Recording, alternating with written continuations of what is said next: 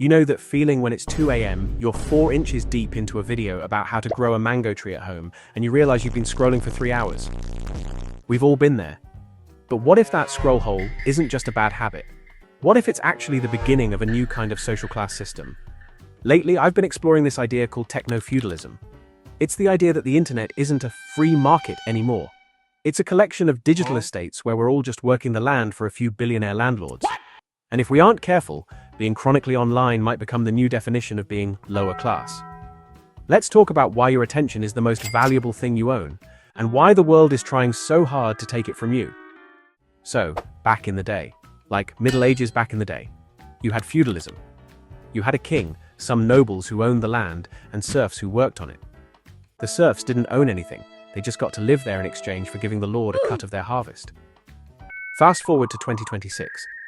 The land is now your favorite social media app or search engine. The lords are the CEOs. And the harvest, that's your data. Every time you like, post, or even just hover over a photo of a cute cat, you're generating value for the platform. You're working for them, but instead of getting a paycheck, you get a hit of dopamine and maybe a targeted ad for shoes you were literally just thinking about. Seriously, I mentioned pancakes once in a private dream and woke up to ads about maple syrup. But here's the catch. As everything goes digital, our banking, our jobs, even our grocery shopping, it becomes harder to move out of these digital estates. You can't just ditch your phone and go live in the woods. Or can you? Anyway, then there's the AI side of things. AI can help us in some ways, but the problem is many are starting to use it as a brain crutch. If we let AI do all our writing, all our planning, and all our thinking, our critical thinking muscles start to get a bit mushy. There's a real concern that we're creating a divide. On one side, you have people who can think for themselves, troubleshoot problems, and focus on one thing for more than 10 seconds. On the other, you have a population that is increasingly dependent on an algorithm to tell them what to do and how to feel. In a way, being online is becoming a form of psychological cannon fodder. If you can't think for yourself, someone else, or something else, will happily do it for you. This leads us to a weird irony.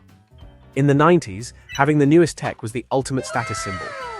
Now, the real flex is being able to disappear. The new rich aren't the people with the most followers. They're the people who have the freedom to stay offline. They send their kids to schools with physical books and wooden toys. They have hobbies that don't require a Wi-Fi password.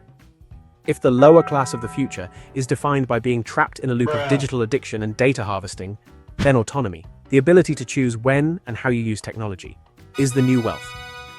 It's about making sure you're the one using the tool, and not the other way around. Because when a service is free, you're usually the one being sold. So, how do we short this digital recession?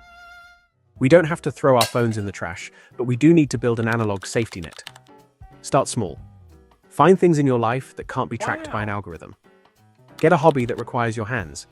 Gardening, painting, crafting. Stuff where you can't Control plus Z a mistake. Build local community. Talk to your neighbors. Buy your coffee from a person, not an app. Practice being bored.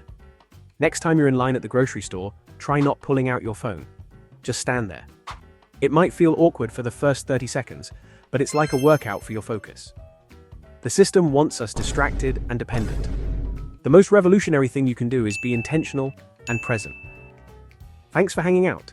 If you enjoyed this video, please like, share, and subscribe. And one last thing. Do me a favor. Once this video ends, put the screen down and go look at a tree or something.